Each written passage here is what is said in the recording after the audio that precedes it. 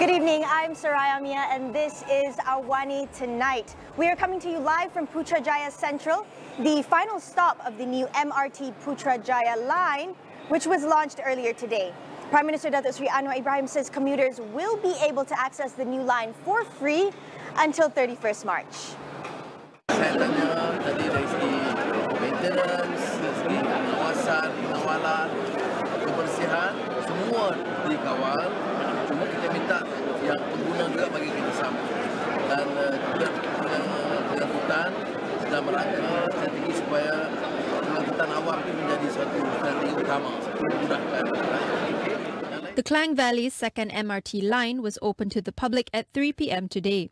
The Putrajaya line is 57.7 kilometers long and comprises 36 stations from Kuasa Damansara until Putrajaya Central.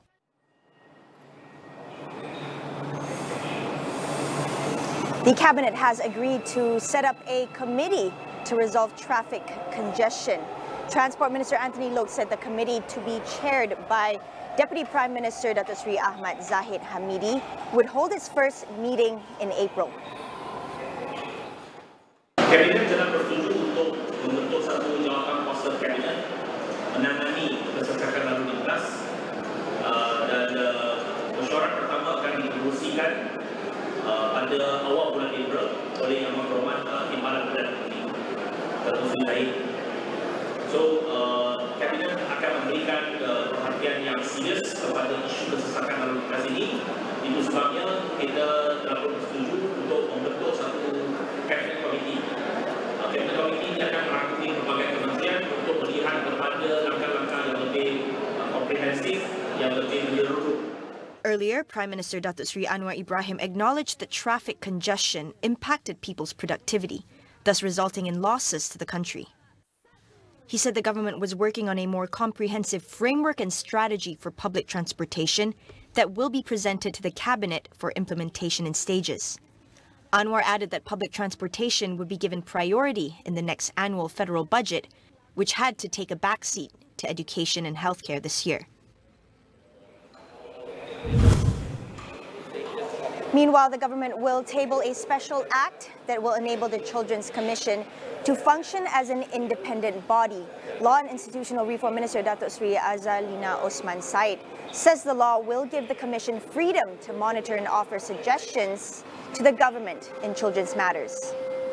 Kerajaan akan mewujudkan satu undang-undang khas, a special act, untuk memberikan Suruhanjaya Kanak-Kanak, the Child Commission's Office, menjadi satu badan yang bebas, an independent body, untuk menjadi watchdog pada isu-isu kanak-kanak dalam negara kita, dalam semua aspek, bukan saja dalam aspek khas pada undang-undang jenayah, tetapi kepada semua aspek, daripada sekolah, tadika, taska, majlis tempatan, kawasan perumahan, agensi-agensi kerajaan yang lain.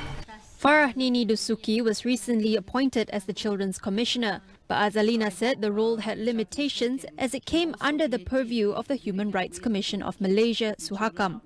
Enabling the commission to be an independent office, she said, would allow it to play a more effective role.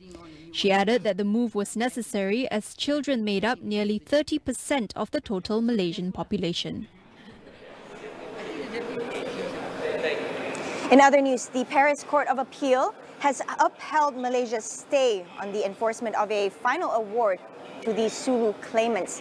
This means that the Sulu claimants had failed in their challenge against the court order involving the $14.9 billion arbitration award.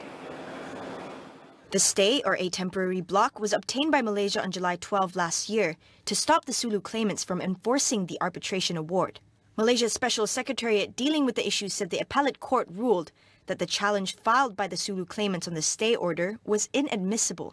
On February 2022, a French arbitration court in Paris ordered Malaysia to pay $14.9 billion or 62.59 billion ringgit to the self-proclaimed heir of the Sulu Sultanate. However, Malaysia obtained a stay order on the controversial award from French courts after filing the request in April 2022. Later in July, the pre-trial judge of the Paris Court of Appeal ordered the unconditional stay of enforcement in France of the purported final award pending the decision of the Paris Court of Appeal. This was on the ground that it would likely affect Malaysia's territorial sovereignty. The Sulu claimants then filed a challenge against the stay order, with the hearing held on January 16 this year.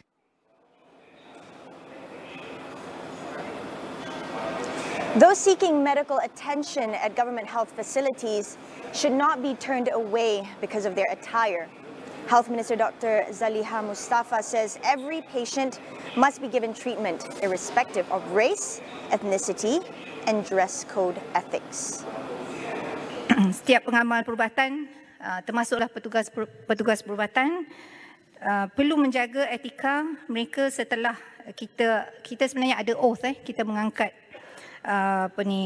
sumpah ataupun Hippocratic Oath dia panggil, yang diikrar oleh khususnya para doktor dan pengamal perubatan, termasuk kesediaan untuk membantu pesakit untuk sebaik mungkinnya. The Health Ministry's stance follows an incident where a woman was reprimanded for her attire when seeking emergency treatment at a government hospital. Dr. Zaliha said the incident was likely due to miscommunication between hospital staff and the patient. She added that the ministry would take immediate action on such complaints to ensure it does not happen again. The Education Ministry currently has no plans to reintroduce an examinations-based system in schools.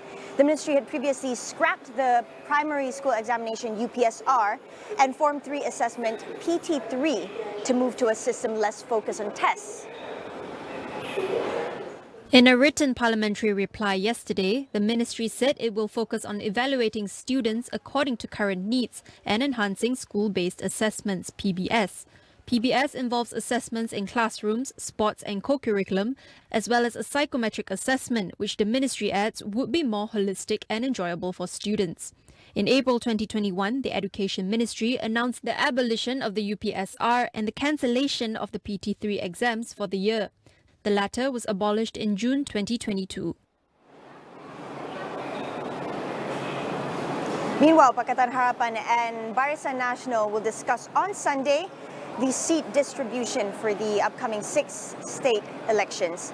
PKR Secretary General Dato' Sri Saifuddin Nasution Ismail has said that both PH and BN will have an electoral pact in place instead of forming another coalition. On the matter of seat distribution, it would be discussed at the Unity Government Secretariat meeting, which would be chaired by Prime Minister Dato' Sri Anwar Ibrahim at Menara Dato' On, Kuala Lumpur. The PKR Secretary General said there were 3 aspects to be discussed, including an understanding that the component parties will defend the incumbent seats it won in GE14. Additionally, the discussion will also look into performance in the last election, which is the aspect of winnability. Saifuddin also assured that PH and BN will not vie for the same seats to increase their winning chances. Bank Negara Malaysia gave its assurance that local lenders remain shielded from the U.S. banking crisis.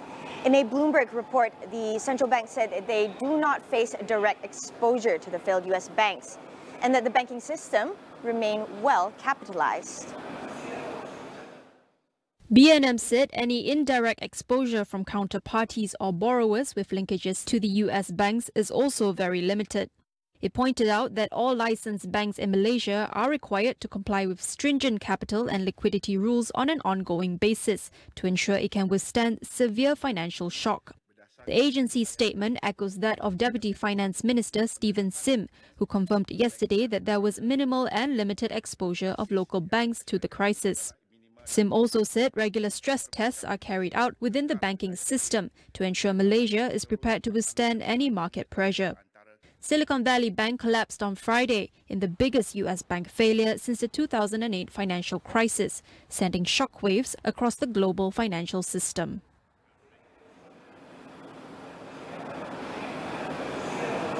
We'll go for a quick break. We'll be right back.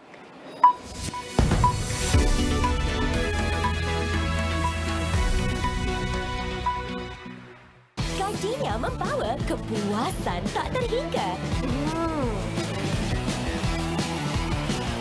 Nikmati kepuasan hari ini. Gajinya puas. Di sini, pelbagai filem untuk semua. Some kind of superhero lair. Some alien power source chose me to be the guardian of the planet. It makes you sound crazy, right? think there's anything you can do about it. I trusted you. You came here to save. 그 친절한 경사의 심장을 가져다 주세요. Without the Black Panther, Wakanda will burn. I'd love to see you try. 私の体探して体探しが終わるまで明日は来ない。 Stream dan terokai semua di satu tempat. Semua yang baru di Pack Platinum. Switch sekarang.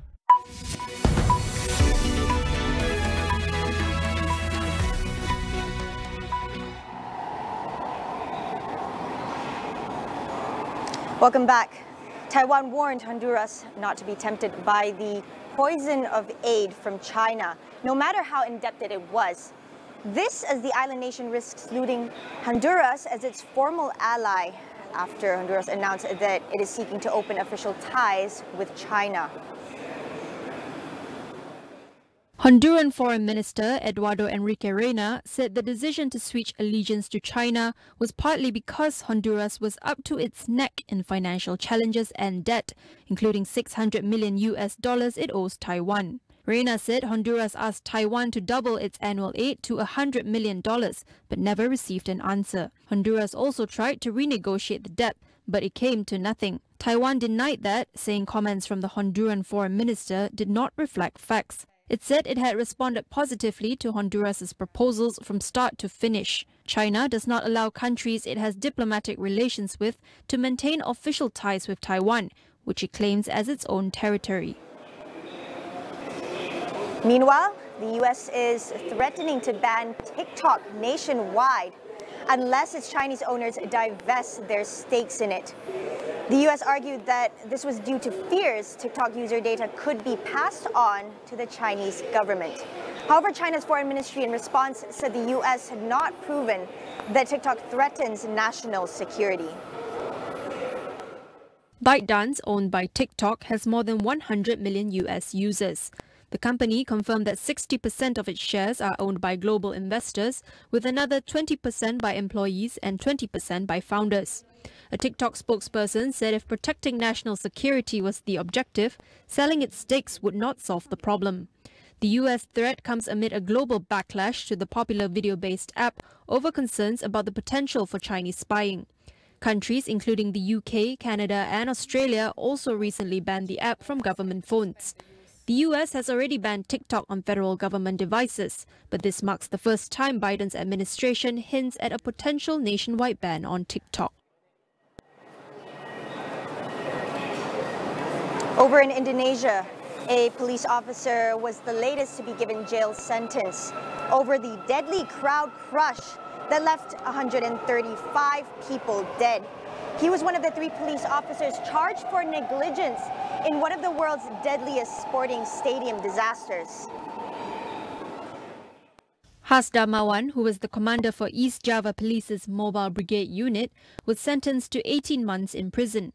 Last year's crush saw thousands of angry home fans invading the pitch after a 3-2 defeat for Arema FC by Persebaya Surabaya. Police responded with tear gas that triggered a stampede, worsened by several locked exits. The judge ruled that the situation could have been easily anticipated and that there was an option not to fire the tear gas to supporters. 6 people are facing criminal charges over the incident. 2 match officials have already been jailed, while another police officer has been freed due to insufficient evidence. Of the 135 people who died, more than 40 were children, with the youngest being just 3 years old. That's all for the show tonight. My name is Raya Mia. Thank you for watching, and we'll see you again